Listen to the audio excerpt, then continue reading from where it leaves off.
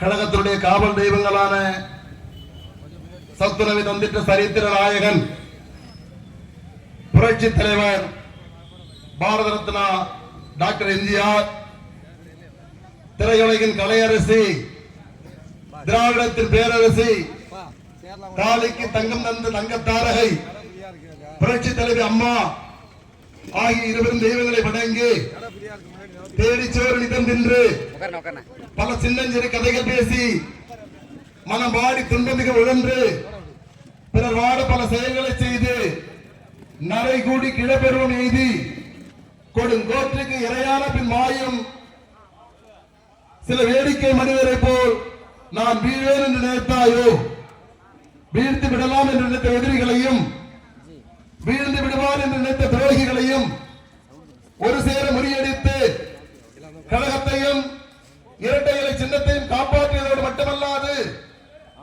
1.5 கோடி தொண்டரை கொண்ட அனைத்து இந்திய அண்ணா திராவிட முன்னேற்ற கழகத்தின் இரும்பு கோட்டையினை 2 கோடி தொண்டர்களை கொண்ட எஃகு கோட்டையாக மாற்றி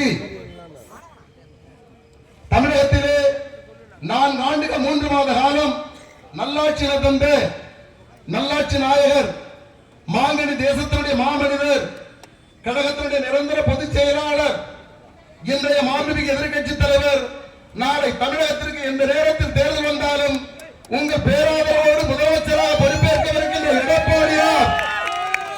எடப்பாடியார் அவருடைய ஆணைக்கிணங்க இங்கு சீரோடும் சிறப்போடும் நடைபெற்றுக் கொண்டிருக்கக்கூடிய புரட்சி தலைவர் எம்ஜிஆர் அவருடைய 108வது பிறந்தநாள் விழாவினை காட்டுமன்னார் கோயில் நகரத்திலே நடத்துவதற்கு அனுமதி அளித்து விழா பேரணி நிகழ்த்த வருகின்ற கடலூர் கிழக்கு மாவட்ட கழகத்தினுடைய காவலர், மாவட்ட கழகத்தினுடைய செயலாளர், சிதம்பரம் சட்டப்பேரவையுடைய உறுப்பினர், நாங்கள் எல்லாம் மாற்று இயக்கத்தில் இருந்து வந்தாலும் கூட எங்களை எல்லாம் தாயுள்ளத்தோடு அரவணைத்து அவருடைய உள்ளத்தில் இடமளித்ததோடு மட்டுமல்லாது அவர் செல்லக்கூடிய வாகனத்திலும் அவருக்கு பின்னால் எனக்கு இடமளித்து தாயாகவும் தந்தையாகவும் என்னை அரவணைத்து வழிநடத்தி சென்று கொண்டிருக்கக்கூடிய மனிதநேய பண்பாளர் எங்கள் பாசத்திற்குரிய அண்ணன் திரு KAP MLA அவர்களே, இந்த சிறப்பு வாய்ந்த கூட்டத்திற்கு தலைமை உறுப்பினர் நடத்திக் கொண்டிருக்கின்ற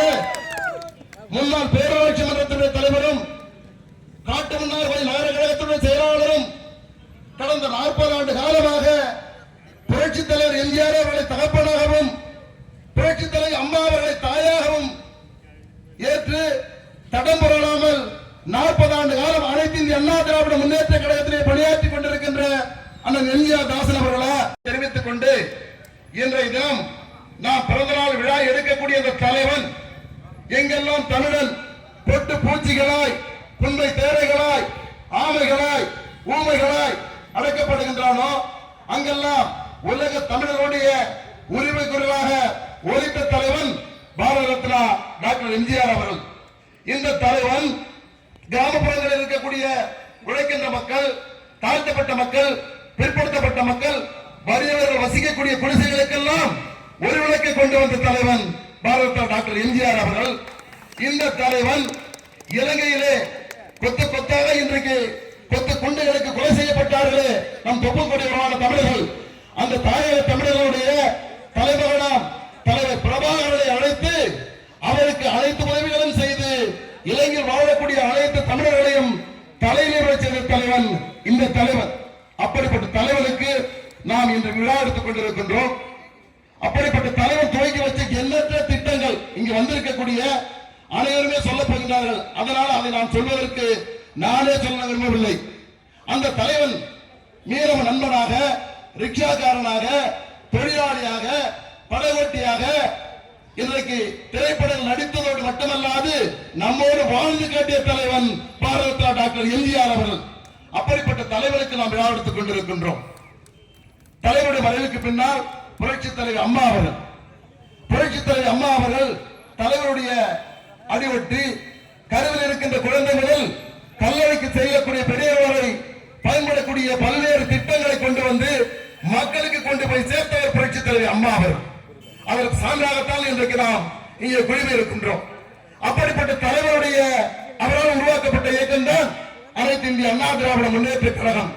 ஆனால் சமீபத்திலே ஒரு கட்டுரையிலே துக்ளக் விழாவிலே பேசுகின்ற போது பல கருப்பை அவர்கள் சொன்னார்கள், காந்தி அரசியலுக்கு வந்த போது இளைஞர்களை எல்லாம் அரசியலுக்கு அழைத்தார்.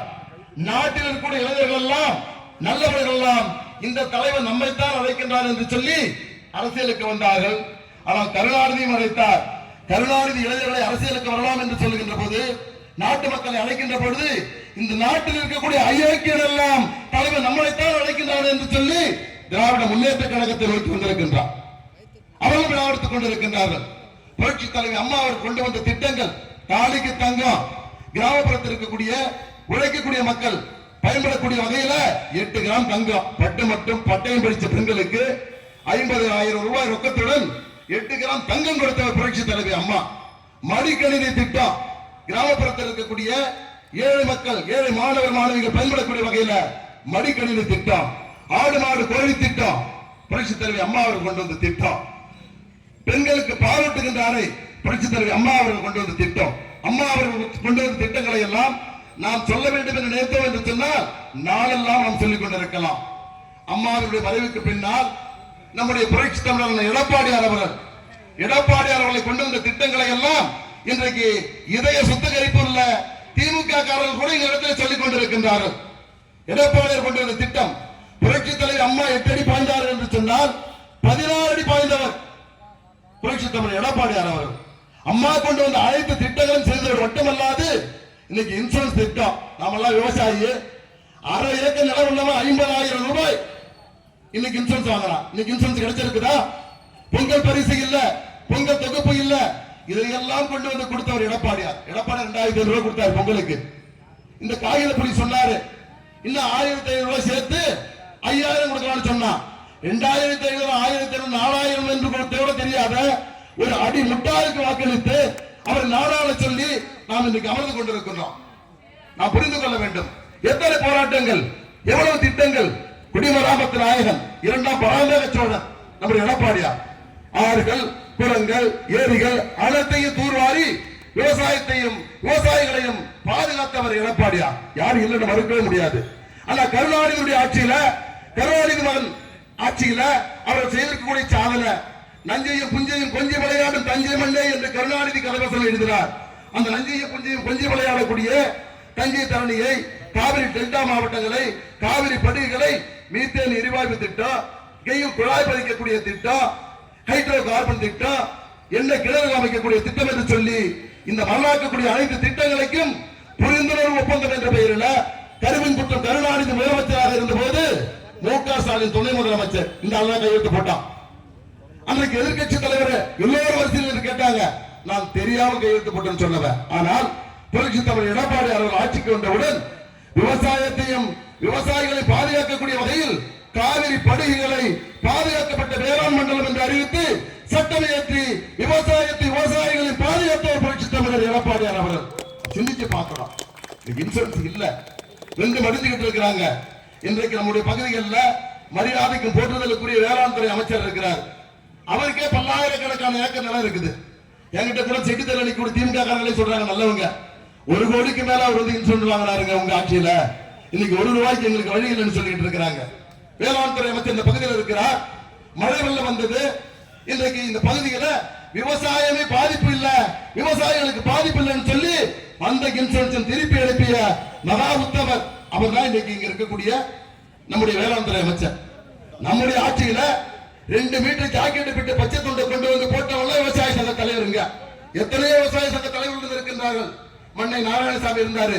இன்னைக்கு கூட நம்முடைய PR பாண்டியன் போராடிக்கிட்டு இருக்கிறாரு. ஆனா காட்டுமன்னார்குடியில 1/2 ஏக்கர் நிலம் இல்லாதவங்க விவசாய சங்க தலைவர். ஏதோ போராட்டம், இவங்க போராடாத நாளே கிடையாது. ஏன் போராடினான்னு சொன்னா, அதிமுக ஆட்சியில ஐயா எடப்பாடி அவர்கள் முதலமைச்சராக இருக்கின்ற போது ஏன்டா போராட்டம் நடத்தலாம்னு சொன்னா, 1/2 ஏக்கர் காரனுக்கு 25,000 ரூபாய் ஏற்றி விட்டுருவான் இன்சூரன்ஸ் காரன். தெரியாமல நான் தான் உன் பேருக்கு ஏற்றி விட சொன்னேன். அவங்கிட்ட 5,000 10,000 வசூல் பண்ணி இன்னைக்கு ஆட்டிய போட்டு என்கிட்ட ஒரு விவசாய சங்க தலைவருடைய ஏஜென்ட் சொன்னாரு, கடவுள் புண்ணியத்துல 5 லட்சம் ரூபாய் எனக்கு கிடைச்சதுங்க, வசூல் பண்ண பணத்துல கொடுத்தாரு தலைவர், நான் வீட்டை விட்டுட்டேன்னு சொன்னாரு. நான் நிரூபிப்பதற்கு தயாரா இருக்கிறேன். இப்படிப்பட்ட காகித புலிகள் எல்லாம் இன்னைக்கு எங்கே சென்றார்கள் தெரியல. அதே போல எடப்பாடியுடைய ஆட்சியில எடப்பாடி அவருடைய ஆட்சியில நீங்க பாத்தீங்கன்னா அவரே சொன்னாரு, இந்தியாவில் இருக்கக்கூடிய அனைத்து மாநிலங்களிலும் அதிகபட்சமான போராட்டத்தை சந்தித்த ஒரு முதலமைச்சர் நான் தான். 30,000 மேல போராட்டம். இன்னைக்கு அந்த 30,000 போராட்டம் நடத்தின எல்லா தலைவர்களும் காகித புலிகள் எல்லாம் இன்றைக்கு கருணாநிதி வீட்டு குழம்புல கனிமொழியால் கலைக்கப்பட்டாங்க போல இருக்கு. ஒரு பயம் கூட வாயை திறக்கல. ஆனா வாயை திறந்திருக்கிறானா? இங்க நடைபெற்றுக் கொண்டிருப்பது ஆட்சியா? யாருக்காவது பாதுகாப்பு இருக்கிறதா? தாழ்த்தப்பட்ட மக்களுக்கு பாதுகாப்பு இருக்கிறதா? அல்லது பிற்படுத்தப்பட்ட மக்களுக்கு பாதுகாப்பு இருக்கிறதா? இன்றைக்கு தாழ்த்தப்பட்ட மக்களுடைய விலங்குகளை உடைப்பதற்காக வந்த இயேசுபிரான் அண்ணன் திருமாவளவன் அந்த கூட்டணியில் இருக்கிறார். உச்ச நீதிமன்ற காரி துப்புறா, உயர் நீதிமன்ற காரி துப்புறா.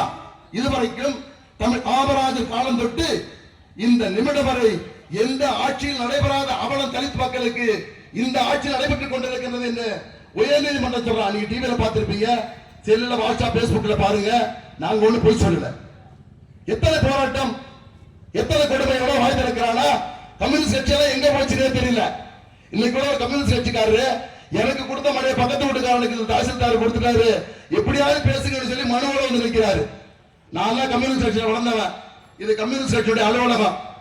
இதுக்கு மண்ணடிச்சு இந்த பேரூராட்சி குப்பை எல்லாம் தலையில் சுமந்து நாங்க துக்கணும். இந்த இடத்த எப்பா காலம் தொட்டு நான் கம்யூனிஸ்ட் கட்சியில் வளர்ந்தவன். நான் பார்த்த கம்யூனிஸ்ட் எல்லாம் வேற. சங்கரையா, நல்ல கண்டு போன்ற நல்ல மனிதர்கள் தலைமையேற்று இருந்தாங்க. இன்னைக்கு கம்யூனிஸ்ட்கள் இருக்கின்றார்களா? முதல் நாள் ஒரு பேட்டி, மறுநாள் ஒரு பேட்டி. தமிழ்நாடு முழுவதும் சுடுகாடாக மாறினாலும் கூட இவர்கள் போராடுவதற்கு தயாராக இல்லை. அப்படிப்பட்ட தலைவர்கள் எல்லாம் இன்றைக்கு கூட்டணியில் இருக்கிறாங்க. ஏன்னா ஓட்டு போட்ட நமக்கெல்லாம் சேதாரம், அவங்களுக்கு செய்கூலி. கூட்டணி கட்சி தலைவர்களுக்கு எல்லாம் முதல்ல ஒரு பேட்டி கொடுத்துறாங்கன்னா எடப்பாடியார் சொல்வது சரிதான் என்று சொல்லிட்டாங்கன்னா அவங்களுக்கு செய்கூலி, ஓட்டு போட்ட நமக்கு சேதாரம். இப்படிப்பட்ட நிலைமை இந்த ஆட்சி நடைபெற்றுக் கொண்டிருக்கிறது. நாம சிந்திச்சு பார்க்கணும். வெள்ள நிவாரணம் கொடுக்க பணம் இல்ல, பொங்கல் நிவாரணம் கொடுக்க பணம் இல்ல. அக்கா கழிவு கண்ணகி எங்க அண்ணி, கனிமொழி எங்க அண்ணி, ஆண்டிமுத்து ராசா எங்க அண்ணன், எங்க அண்ணனுடைய ஆசை நாயகி தான் கனிமொழி. கனிமொழி மண்டையை ஆட்டி ஆட்டி சொன்னாங்க, எங்க அண்ணன் தளபதி 5000 கொடுக்க சொல்றாரு, எடப்பாடியார் கருணையே இல்லாம 2000 ரூபாய் கொடுக்கிறாரு சொன்னாங்க. எடப்பாடியார் 2000 ரூபாய் கொடுக்கின்ற காலம் எப்படிப்பட்ட காலம்? கஜா புயல் வந்துச்சு, ஒக்கி புயல் வந்துச்சு, எத்தனையோ புயல். அதோடு கொரோனா, கொடிய கொரோனாவை பொருட்படுத்தாமல் அனைத்து தரப்பு மக்களையும் அரசு ஊழியர்கள், ஆசிரியர் பெருமக்கள், வர்த்தக வியாபாரிகள், மாணவர்கள், விவசாயிகள், விவசாய தொழிலாளர்கள், அனைத்து பகுதி மக்களையும் பாதுகாத்து ஒரு சிறப்பான ஆட்சியை தந்த ஒவ்வொரு வீட்டு மகன் எடப்பாடியார் அவர்கள். படிக்கிற பசங்களை என் பையன் சொல்றான், என் பையன் வேட்டை கட்டிட்டு வந்து கட்சி வேலை செய்யறான். என்னடா நாங்கெல்லாம் எக்ஸாம் எழுதாமே பாஸ் பண்ணி இன்னைக்கு கல்லூரியில போய் நாங்க படிச்சுட்டு இருக்கோம் சொன்னா ஐயா எடப்பாடியார் பிச்சைன்னு சொல்லி இங்க வந்திருக்கக்கூடிய இளைஞர்கள் சொல்றாங்க. இது எடப்பாடியாரோட சாதனை. நம்முடைய தலைவன் எடப்பாடியாருடைய சாதனை நாம் சொல்ல வேண்டும் என்று சொன்னா நானெல்லாம் பேசிக்கிட்டு இருப்பேன். அப்படியே நடைபெற்றுக் கொண்டிருக்கின்ற ஆட்சி. அதோடு மட்டுமல்ல, நம்முடைய சட்டமன்ற உறுப்பினர் சிதம்பரத்தில் 2 முறை சட்டமன்ற உறுப்பினர், இந்த முறை அவர்தான் சட்டமன்ற உறுப்பினர். இன்னும் எத்தனை முறை தேர்தல் வந்தாலும் கருணாநிதி மகன் ஸ்டாலினே நின்றாலும் கூட KAP தான் சட்டமன்ற உறுப்பினர். நான் பார்த்திருக்கிறேன். நான் விளம்பரத்துக்கு சொல்லல. நாடாளுமன்ற தேர்தலுக்கு பிறகு ஓராண்டு காலம் நெருங்க போகிறது. அவர்களோடு நான் பயணிக்கக்கூடிய வாய்ப்பை இறைவன் எனக்கு கொடுத்திருக்கிறான். கருவில் இருக்கிற பிள்ளைக்கு மட்டும்தான் அவங்க பேர் தெரியல. ஒரு நாளைக்கு 10 தடவை குளிக்கக்கூடிய சட்டமன்ற உறுப்பினர், ஏதோ சாவு வாழ், இப்படிப்பட்ட ஒரு சட்டமன்ற உறுப்பினர். நாங்க சமீபத்தில் திட்டுக்காட்டு பெராம்பட்டுக்கு ஒரு விஷயத்துக்கு போயிருந்தோம். நம்முடைய காவல்துறையுடைய உதவி ஆய்வாளர் இளவரசி இங்க வேலை பார்த்தவங்க ஒரு விபத்துல இறந்துட்டாங்க. அண்ணன் கூட நானும் போயிட்டு ஒரு படத்திறப்புல கலந்துகிட்டு வடக்கு சாவடியில ஒரு தலித் சமுதாயத்தினுடைய நம்முடைய சகோதரன் வீட்டு நிகழ்ச்சியில கலந்துகிட்டு வரோம். அண்ணன் சுந்தரமூர்த்தி அண்ணன் கிழக்கு ஒன்றிய கடைசியில் போன் பண்றாங்க, இப்படிப்பட்ட ஒரு சம்பவம் நடந்து போச்சுன்னு.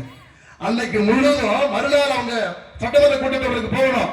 அன்னைக்கு முழுவதும் நின்று அந்த மருத்துவமனையில அவரது உடலையும் அவரது கணவரோட உடலையும் போஸ்ட்மார்ட்டம் பண்ணி எடுத்துட்டு போன பிறகு நாங்க மாலை கட்டிட்டு போனோம். மாலை கட்டிட்டு போய் அண்ணன் மாலையை கொடுத்து வெளியில நின்றுகிட்டு இருந்தோம். அங்க ஒரு பாலம் இருந்தது. அந்த பாலத்தை பார்த்துட்டு நாங்க எங்க கூட வந்தவங்க சொல்லிக்கிட்டு இருந்தேன், இந்த பாலம் கட்டுவதற்கு முன்னால் இவர்கள் எப்படி சென்றிருப்பாங்க. நாங்க பேசிக்கிட்டு இருந்தோம். நீங்க உட்கார்ந்து இருக்கவங்க எல்லாம் என்ன பெற்ற தாய்மார்கள், என் சகோதரிகள், என் அக்கா தங்கச்சி. ஒரு அம்மா சொன்னாங்க, சாமி இந்த பாலம் கட்டுறதுக்கு முன்னாடி நாங்கள் எல்லாம் அந்த பகுதிக்கு போய் பொருள் வாங்கிட்டு வரணும்னா எங்களுக்கு துணியை நாங்க மழுப்பி கிட்ட இதுவரை தான் போவோம். ஆனா வெட்கப்பட்டு மானம் பெற்று நாங்க விராசிச்சுக்கிட்டு இருந்தோம். இந்த மகராசன் 20 கோடி ரூபாய் செலவுல பெராம்பட்டு திட்டக்காட்டூர் இந்த உயர்மட்ட மேம்பாலத்தினை 20 கோடி ரூபாய் கட்டி கொடுத்து எங்களுடைய மானத்தை காத்த மகராசன் என்று அந்த அம்மா சொன்னாங்க. எனக்கு முடியெல்லாம் சிலுக்குது.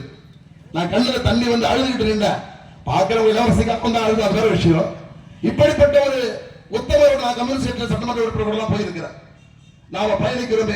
அதே போல செல்லக்கூடிய இடம் எல்லாம் அங்கனவாடி கட்டடம், பால்வாடி, அதே போல மயான கொட்டகை, பள்ளி கட்டடம். பெற்ற தாய் கூட நீங்க 300 நாள் சுமந்து பெற்ற அந்த குழந்தை அழுதாதான் பால் குடிப்பீங்க, இல்லைன்னா புள்ள படுத்து இருக்க தூங்க நினைச்சு போவீங்க. ஆனால் என்னிடத்துல நிதி இருக்கிறது. உங்க ஊருக்கு என்ன வேணும் என்ன கேளுங்க, செஞ்சு கொடுக்கக்கூடிய சட்டமன்ற உறுப்பினர் நம்முடைய சிதம்பரம் சட்டமன்ற உறுப்பினர் கேள்வி. அப்படிப்பட்ட சட்டமன்ற உறுப்பினரை நம்ம தொகுதிக்கு சொந்தக்காரங்க, அவங்களுக்கு ஓட்டு போட்டு தேர்ந்தெடுக்கக்கூடிய பாக்கியத்தை இறைவன் நமக்கு கொடுக்கல. அவங்க சிதம்பரத்தில் போய் சட்டமன்ற உறுப்பினராக இருக்கிறாங்க. நமக்கும் சட்டமன்ற உறுப்பினர் கிடைச்சிருக்கிறார். நீங்க எல்லாம் பாத்துருக்கீங்க சட்டமன்ற உறுப்பினரை. சட்டமன்ற உறுப்பினர் சொன்னாங்க புரிவாரா நம்ம எம்எல்ஏ நீங்க எல்லாம் சொல்லிட்டு இருக்கிறாங்க. அவர் யாருன்னே நமக்கு தெரியல. அண்ணன் திருமாவளவன் 5 ஆண்டுகளுக்கு ஒரு முறை இங்க வாக்கு கேட்டு வருவார். காட்டுமன்னாருடைய தாய் படிம்பாரு. அவங்க அம்மா இங்கதான் பிறந்தாங்க. குப்பப்பிள்ளை சாவடியில போட்டாங்களா, குளக்குடியில போட்டாங்களா, ராஜ்ராமில போட்டாங்களான்னு தெரியல. நாடாளுமன்றத்தை சிதம்பரம் எனது தந்தை படிப்பாரு. நாம சாதிக்கு ஒரு அங்கீகாரம் வேணும், விடுதலை சிறுத்தைக்கு அங்கீகாரம் இல்ல, சாதிக்கு அங்கீகாரம் வேணும் என்று ஓட்ட போட்டுட்டு இன்னைக்கு நடுத்தரில் நின்றுகிட்டு இருக்கிறோம். இந்த தொகுதியில எத்தனையோ அறிவிச்சுகள் இருக்கிறாங்க. விடுதலை சிறுத்தையில கூட தலித் சமூகத்தில் இருக்கிறாங்க. யாருக்கு சீட்டு கொடுக்க மாட்டார். அவர் சீட்டு கொடுக்கணும்னா அறிவாளிகளுக்கு கொடுப்பார், பேச்சாளர் எழுத்தாளர்கள் கொடுப்பார், முனைவருக்கு கொடுப்பார். அவங்க எல்லாம் தேவையில்ல. மக்களை படிச்ச சட்டமன்ற உறுப்பினர்கள் தான் மக்களை பத்தி பேச முடியும். ஆனா முருகவானுக்கு சட்டமன்ற உறுப்பினர் இருந்தாரு. இந்த தொகுதிக்கு சொந்தக்காரர், திருமண சாலை சொந்த ஊரு. இங்கதான் மாமா இருக்கா, மச்சா இருக்கா, அக்கா இருக்கா, தங்கச்சி இருக்கா, பங்காளி பகசா இருக்கிறான். அதே மாதிரி காட்டுமன்னார் சட்டமன்ற தொகுதியில அவர் அண்ணன் செய்திருக்கக்கூடிய சாதனை போல நம்முடைய ஆட்சியில நாம் செய்திருக்கக்கூடிய சாதனை நாகை மாவட்டம் குமாரமங்கலத்துக்கும் கடலூர் மாவட்டம் ஆதரவுக்கு இடையில 83 கடவுளைகள் கொண்ட 500 கோடி ஒரு தடுப்பணை மாவட்ட செயலாளர் கூட போய் நம்ம பார்த்து வந்தேன். நீங்க எல்லாம் போய் பார்க்கணும். அந்த அழக நம்ம பார்க்கணும். அந்த உயர்மட்ட நீர் தேக்கத்துல தண்ணியை தேக்கிட்டான்னு அரசாங்கம் கொஞ்சோடு ஒரு 10% தான் இருக்கு. 2 வாய்க்காலும் ராஜ வாய்க்காலில் நீர் போய் முப்போகமும் விளையும். ஆனால் அனைத்து இந்திய அண்ணா திராவிட முன்னேற்ற கழகத்துடைய ஆட்சியில 500 கோடி ரூபாய் செலவுல அந்த திட்டத்தை நாம் நிறைவேற்றி வைத்திருக்கிறோம் என்ற காரணத்தினால் ஒரு பெருத்த அவருக்கு மனுஷன் தானே, அவர் மனுஷன் தானே, மனசாட்சி இருக்கும்ல. இப்படிப்பட்ட திட்டத்தை நாம் எத்தனையோ அமைச்சராக இருந்திருக்கிறோம், சட்டமன்ற உறுப்பினராக இருந்திருக்கிறோம். இந்த தொகுதியில நாம் வசித்துக்கிட்டு இருக்கிறோம். இந்த தொகுதிக்கு சொந்தக்கார நம்மளால ஒண்ணும் பண்ண முடியல. நமக்கு கல்லூரி கட்ட முடிஞ்சது, பொறியியல் கல்லூரி. நமக்கு ஆர்ட்ஸ் காலேஜ் கட்ட முடிஞ்சது. பார்க்கக்கூடிய இடமெல்லாம் மன்னராட்சி போன்று எல்லாமே வளர்ச்சி போட மட்டும்தான் தெரிஞ்சது. ஆனா அவர் நினைக்கிறாரு அனைத்து இந்திய அண்ணா திராவிட முன்னேற்ற கழக ஆட்சியில தான் இப்படிப்பட்ட திட்டத்தை கொண்டு வந்தாங்க. இன்னும் 10 அமாவாசை இருக்கிறது. 10 அமாவாசை தான்.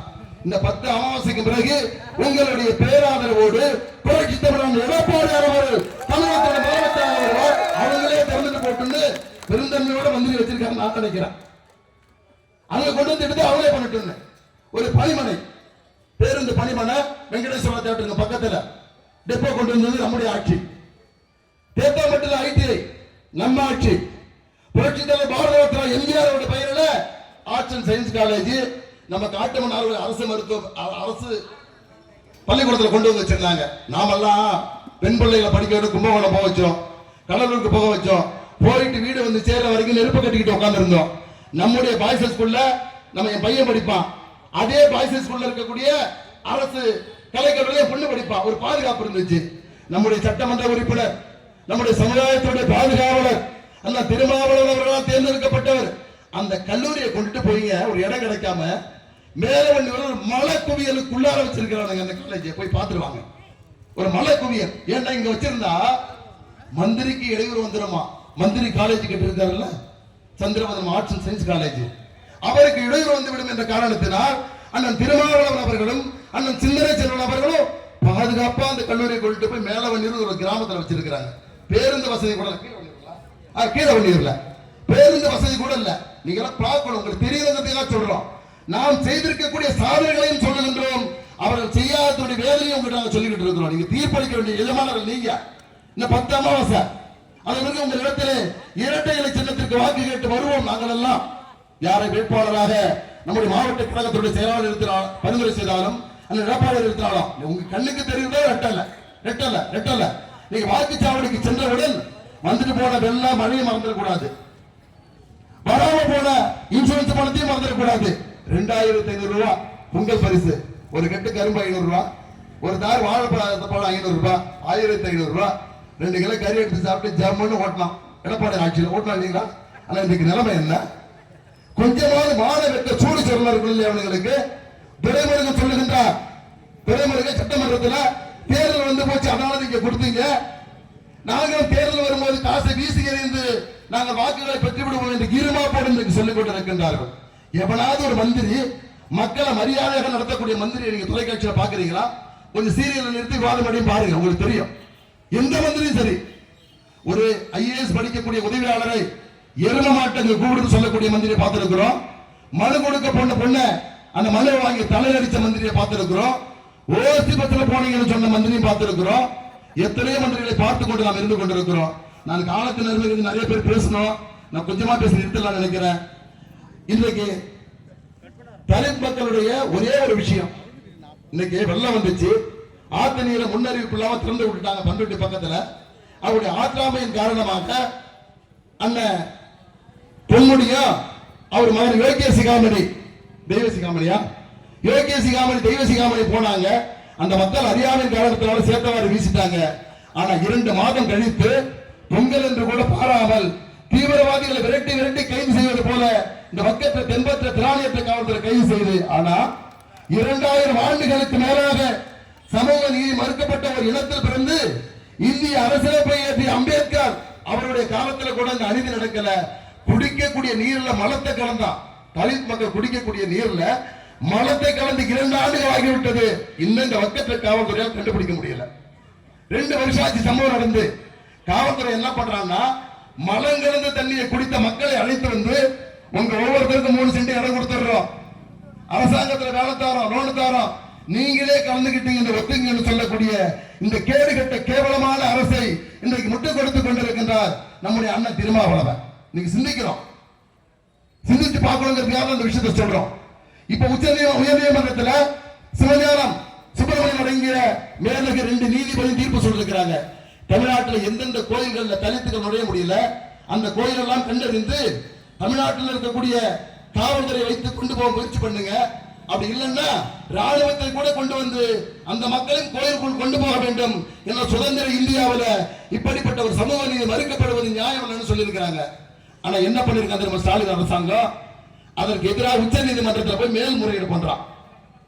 இந்த மக்கள் எந்த காலகட்டத்திலும் கோயிலுக்குள் போகக்கூடாது என்பதில் இன்றைக்கு இந்த அரசாங்கம், ஸ்டாலின் தலைமையிலான இந்த அரசாங்கம் தெளிவாக இருந்து கொண்டிருக்கிறது. இப்படிப்பட்ட நலத்திட்டங்கள் எல்லாம் செய்வதற்கு காசு இல்லாத இந்த அரசாங்கம் எழுதாத பேனாவிற்கு 84 கோடியில் செலவழிக்கக்கூடிய ஒரு திட்டத்தை கொண்டு வர கருணாநிதிக்கு நீங்க போற போக்க பார்த்தா மெரினாவில் இருக்கக்கூடிய கண்ணகி சிலையை எடுத்துட்டு அக்கா கலியுக கண்ணகி கனிமணி சிலையை கூட மக்கள் வரிபடத்தில் வைப்பதற்கு இந்த கேடுகட்ட அரசாங்கம் தயங்காது என்பதை சொல்லி ஒரே ஒரு சின்ன விஷயத்தை இன்னைக்கு கூட மந்திரிகளை நான் சொல்லி நான் விடைபெற்றுறேன். ஒரு நாட்டை ஆளக்கூடிய ஒரு மண்ணை ஒவ்வொரு ஆண்டும் காட்டு வேட்டைக்கு செல்வது வழக்கமா. அப்படி காட்டு வேட்டைக்கு செல்வதற்கு முன்னால் நாம் காட்டு வேட்டைக்கு சென்று திரும்பி வருவதற்கு முன்பு ஏதாவது இயற்கை சீற்றம் வருமா, மழை வெள்ளம் வருமா என்று அந்த அரசவையை கூட்டி விவாதித்து தான் போவாராம். அதே போல அந்த ஆண்டு வெளியில போனாராம். 3 நாள் வாதம் நடைபெறுகின்றது. பொன்முடி மாறு மந்திரி வச்சு நீங்கள் காட்டுக்கு சென்று அரண்மனைக்கு திரும்புகின்றவரை இயற்கை சீற்றம் ஏற்படுவதற்கு வாய்ப்பு கிடையாது மன்னா, மழை வராது, புயல் வராது, நீங்கள் சென்று வரலாம் என்று மன்னனிடத்திலே உத்தரவு போட்டு அனுப்பி வச்சாங்களாம். மன்னனும் படை பரிவாரங்களோடு போனாராம். போகும் வழியில் ஒரு விவசாயியை பார்த்து, என்ன காட்டு வேட்டைக்கு போறேன், போயிட்டு வர வரைக்கும் மழை வருமானு கேட்டாராம். விவசாயி வேலையும் கீழே பார்த்துட்டு வாய்ப்பில்லை மன்னா சென்று வாருங்கள் அப்படின்னு சொன்னாலாம். அதே போன்று ஒரு வர்த்தகரை பார்த்து கேட்டிருக்கிறார் அப்படின்னு சொல்லிருக்கிறாரு. 3ஆவதாக ஒரு கழுதை மேய்க்கிறவன் வந்தானா. அவனிடத்திலே சாரட்டு வண்டி நிறுத்திவிட்டு நான் காட்டு வேட்டைக்கு செல்லுகின்றேன், திரும்பி வருகின்ற வரை மழை வருமா வராதான்னு கேட்டானா. அந்த கழுதை மேய்க்கிறவன் சொன்னானா, கழுதையை விட்டு பார்த்துட்டு இல்லை மன்னா நிச்சயமாக மழை வரும், நீங்கள் காட்டு வேட்டைக்கு செல்வதை தவிர்த்து அரண்மனைக்கு திரும்புவது நல்ல விஷயம் சொன்னானா. மன்னனுக்கு கோபம் வந்துருச்சு. ஸ்டாலின் மாதிரி நீங்க ஏதாவது அறிக்கை போட்டாலும் சரி, வாட்ஸ்அப் பேஸ்புக் போட்டா உடனே கைது பண்ணு இந்த காவல்துறை. இப்ப மாநாடு மாதிரி குவிஞ்சிருக்கிறோம். நம்மை வழி நடத்துவதற்கோ பாதுகாப்பதற்கோ வழியை ஒழுங்கு செய்து கொடுப்பது காவல்துறை இல்ல. ஏன்னா இந்த காட்டுவாடி காவல்துறைக்கு வேற ஒரு வேலை இருக்கு. நான் சொல்லி முடிச்சிடறேன். அதன் பிறகு அந்த மன்னன் கோபத்தோடு செல்லுகின்றான் காட்டுக்கு. ஒரு விவசாயி கேட்டா உலகத்தில் இருக்கக்கூடிய விவசாயிகளை எல்லாம் எல்லா விஷயமும் தெரியும், மரம் வராதுன்னு சொல்லிட்டா. இந்த நாட்டில் இருக்கக்கூடிய அமைச்சரவை நம்முடைய அமைச்சரவை தான் நல்ல அமைச்சரவை. அதில் நம்முடைய அமைச்சர் திறமையானவர். அவர் விவாதிச்சு சொல்லியோ ஒரு கழுதை மேய்க்கிறவன் மரபரன்னு சொல்லிட்டா. நான் காட்டுக்கு சென்று திரும்பி வந்து உன்னை பேசுகிறேன்னு சொல்லிட்டு போனானா. காட்டு வேட்கை சென்றான் மன்னன். இயற்கை சீற்றம் ஏற்பட்டது, மழையை புயலம் அடித்தது. கண்ணன் அரண்மனைக்கு திரும்பி வந்துட்டான். பாது வெளியில வந்த பிறகு சொன்னானா, அரண்மனையுடைய அமைச்சரவை கூட்டி, நான் அடிக்கடி வெளியில போற வேலை இருக்கு, ஆனா இந்த வெளியுறவுத்துறை இருக்கு இல்லையா, அதுக்கு மட்டும் ஒரு கழுதை அமைச்சரா வச்சிருங்க. ஏன்னா நான் கழுதையை பார்த்துட்டு நான் போறேன்னு சொன்னானா.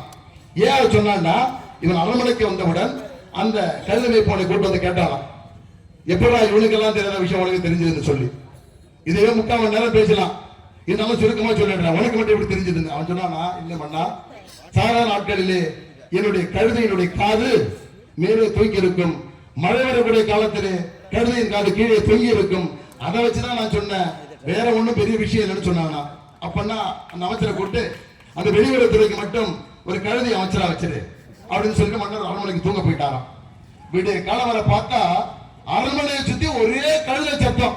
மன்னனுக்கு ஒண்ணுமே புரியலையா, என்னடா ஒரு கழுதை இருந்தாலும் வந்து அமைச்சரா போட்டோம், இன்னைக்கு நூற்றுக்கணக்கான கழுதை வந்து கத்துது, என்ன விஷயம்? அரண்மனை காவலர் கூட்டி விசாரிக்க சொன்னாராம். அரண்மனை காவலர் திரும்பி வந்து சொன்னாராம், இல்லை மன்னா, நீங்க அந்த கழுதைகள் எல்லாம் எங்க இடத்துல கோரிக்கை வைக்கின்றது, எங்க இனத்தில் பிறந்த ஒருவனுக்கு நீங்க அமைச்சரவை இடம் கொடுத்திருக்கிறீங்க இல்லையா, எங்களுக்கும் அமைச்சரவை இடம் வேண்டும் என்று கழுதைகள் எல்லாம் கோரிக்கை வைத்ததாம்.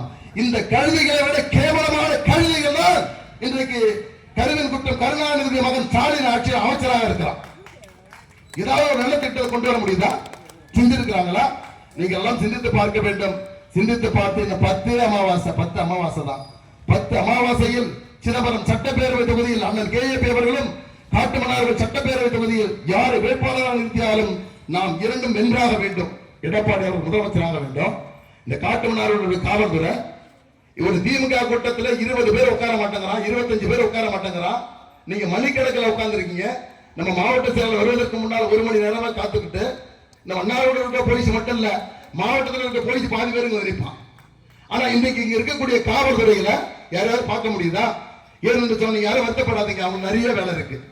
ஏன்னா 24 மணி நேரமும் இங்க சரக்கு வித்துக்கிட்டு இருக்கு, அவங்களுக்கு பாதுகாப்பு கொடுக்கணும். கள்ள லாட்டரி வித்துக்கிட்டு இருக்கு, பாதுகாப்பு கொடுக்கணும். இங்க நடைபெறாத தொழிலே கிடையாது. புரட்சித் தலைவர் எம்ஜிஆர் அவர்கள் சொன்னது போல, என்ன வளம் இல்லை இந்த திருநாட்டில், ஏன் கையை ஏந்த வேண்டும் வெளிநாட்டில். என்ன காலங்கள்ல சாராயம் இருக்கு, கஞ்சா இருக்கு, அபின் இருக்கு, லாட்டு சீட் இருக்கு, கிளப்பு இருக்கு. இதை பார்த்தா அவங்களுக்கு போதும், அவங்க எல்லாம் பாதுகாக்கணும் இல்லையா?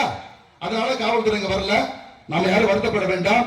நாம் ஒரே ஒரு விஷயத்தை சொல்லி, பாலுக்கு இயங்காத குழந்தையும் கல்விக்கு இயங்காத மாணவர்களும் வேலைக்கு இயங்காத இளைஞர்களும் உள்ள ஒரு தமிழகத்தை உருவாக்க வேண்டும் என்று சொன்னால் 2026 நடைபெறக்கூடிய இந்த சட்டமன்ற தேர்தலில் புரட்சி தலைவர் எடப்பாடி அவர்களை நாம் முதலமைச்சராக ஆக்கி தீர வேண்டும் என்று சொல்லி இந்த சிறப்பு வாய்ந்த கூட்டத்தில் என்னையும் பேசுவதற்கு வாய்ப்பளித்து பேசுவதற்கு அனுமதி தந்த என்னை பெற்றெடுக்காத தாய் தகப்பன்